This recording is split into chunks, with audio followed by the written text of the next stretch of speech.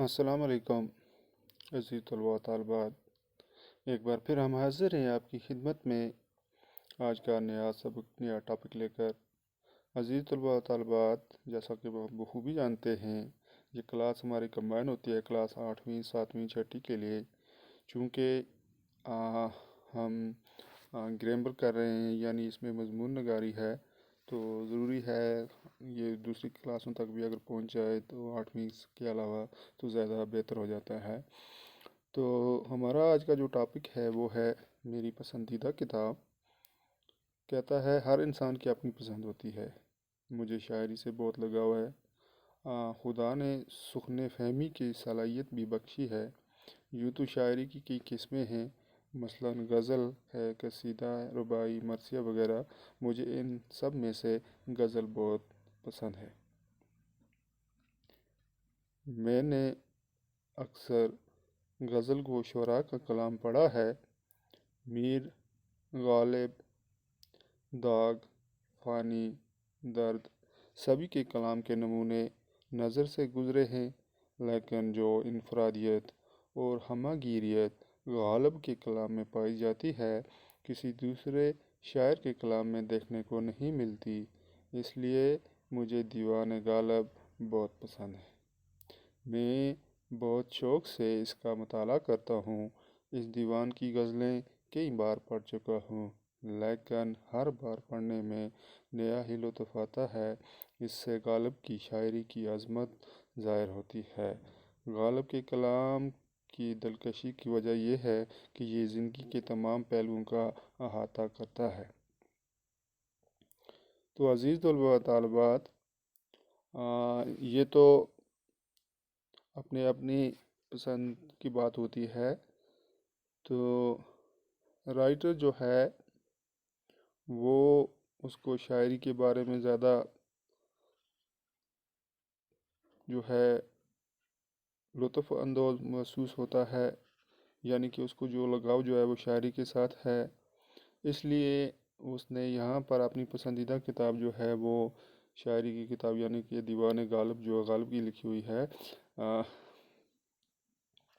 تو ان کو زیادہ پسند ہے۔ تو یہ تو ہر کسی کی الگ الگ پسند ہے، کسی کو دیوان غالب پسند ہوگی، کسی کو کون سی، حتیٰ کہ ہر ایک کی الگ الگ اپنی پسند ہوتی ہے۔ تو آپ کو جو کتاب پسند ہے آپ اس کے بارے میں بھی لکھ سکتے ہو۔ تو یہاں پر اس نے اپنے بارے میں جو لکھا ہے وہ کہتا ہے مجھے اکثر غزل گو شعراء کا کلام اس نے پڑھا ہوا ہے، ان میں میر صاحب بھی ہیں، غالب بھی ہیں، داغ بھی ہیں، فانی بھی ہیں، درد بھی ہیں۔ تو سبھی کے کلام کے نمونے انہوں نے پڑھے ہوئے ہیں، لیکن وہ کہتے ہیں جو انفرادیت اور ہمہ گیری غالب کے کلام میں پائی جاتی ہے وہ کسی دوسرے کے شاعر کے کلام میں دیکھنے کو نہیں ملتی۔ تو اسی لیے وہ کہتے ہیں ان کو دیوان غالب جو ہے وہ بہت پسند ہے، اور وہ اس کا بہت شوق سے مطالعہ بھی کرتے ہیں، یعنی اس کو پڑھتے بھی ہیں۔ اس طرح اس دیوان کی غزلیں وہ کئی بار پڑھ بھی چکے ہیں، لیکن ہر بار پڑھنے میں ان کو لطف مزہ آتا ہے۔ اس لیے وہ غالب کی شاعری کی عظمت جو ہے اس کتاب سے ظاہر ہوتی ہے۔ اس کے علاوہ غالب کے کلام کی دلکشی کی وجہ یہ ہے کہ زندگی کے تمام پہلوؤں کا احاطہ کرتی ہے۔ تو وہ آگے کہتے ہیں حیات و کائنات کے مختلف موضوعات پر چند اشعار ملاحظ فرمائیے۔ کہتے ہیں قد حیات و بند غم اصل میں دونوں ایک ہیں، موت سے پہلے آدمی غم سے نجات پائے گا۔ کیا کہتے ہیں؟ قید حیات و بند غم اصل میں دونوں ایک ہیں، موت سے پہلے آدمی غم سے نجات پائے گا۔ نہ تھا کچھ تو خدا تھا، کچھ نہ ہوتا تو خدا ہوتا، دبویا مجھ کو ہونے نے، نہ ہوتا میں تو کیا ہوتا۔ آگے کہتا ہے دام ہر موج میں ہے حلقہ صد کام نہنگ، دیکھیے کیا گزرے ہے قطرے پہ کٹر ہونے تک۔ دام ہر موج میں ہے حلقہ صد کام نہنگ، دیکھیے کیا گزرے ہے قطرے پہ کوٹر ہونے تک۔ غم اگرچہ جاں گسل ہے یہ کہاں بچپن کی دل ہے، غم اگرچہ جاں گسل ہے یہ کہاں بچے کی دل ہے، غم عشق گر نہ ہوتا غم روزگار ہوتا۔ تو یہ مختلف شعر جو ہیں ان کے حیات و کائنات کے موضوعات میں چند اشعار جو تھے یہ تھے۔ تو اس کے بعد کہتا ہے خودداری کا مضمون جس طرز ادا اور حسن بیان کے ساتھ غالب نے کہا ہے شاید ہی کوئی دوسرا شاعر کہہ سکے۔ وہ کہتا ہے درد منت کش دوا نہ ہوا، درد منت کش دوا نہ ہوا، میں نہ اچھا ہوا برا نہ ہوا، میں نہ اچھا ہوا برا نہ ہوا۔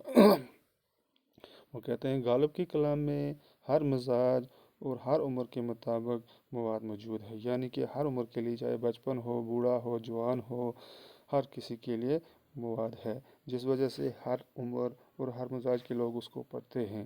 غالب کا انداز بیان، ان کی بے باکی، زبان پر دسترس اور ان کا طنز و مزاح ایسی چیزیں ہیں جن کی وجہ سے مجھے ان کا کلام پڑھنے میں بڑا لطف آتا ہے۔ یہ کہتا ہے غالب کے کلام میں ہر مزاج کے اور ہر عمر کے مطابق مواد موجود ہے، یعنی ہر طرح کے لوگوں کے لیے مواد ہے، جس وجہ سے وہ کہتا ہے کہ ہر عمر ہر مزاج کے لوگ جو ہیں اس کو پڑھتے ہیں، ان کے کلام کو پڑھتے ہیں۔ غالب کا انداز بیان جو ہے، ان کی بے باکی جو ہے، زبان پر دسترس جو ہے اور ان کا طنز و مزاح جو ہے، یہ ساری ایسی چیزیں ہیں جن کی وجہ سے وہ کہتا ہے ان کو کلام پڑھنے میں، اس کا یہ غالب صاحب کا یہ کلام پڑھنے میں بہت لطف آتا ہے۔ کہتا ہے غالب کے اشعار بار بار پڑھنے سے اکتاہٹ نہیں ہوتی، یعنی وہ تنگ نہیں آتے، بلکہ ہر بار ایک نیا مزہ حاصل ہوتا ہے، ہر بار مفہوم کی گہرائیاں واضح ہوتی جاتی ہیں، یعنی کہ ہر بار ان کو مفہوم جو ہے، اس کا مطلب جو ہے، اس تھوڑا تھوڑا اور زیادہ سمجھ آتا ہے، اس میں ڈوبتے جاتے ہیں۔ شوخی اور ظرافت کی فطرت کا ایک جز ہے، وہ بڑی سی بڑی پریشانی کو بھی ہنس کر کاٹ دینے کے عادی ہیں۔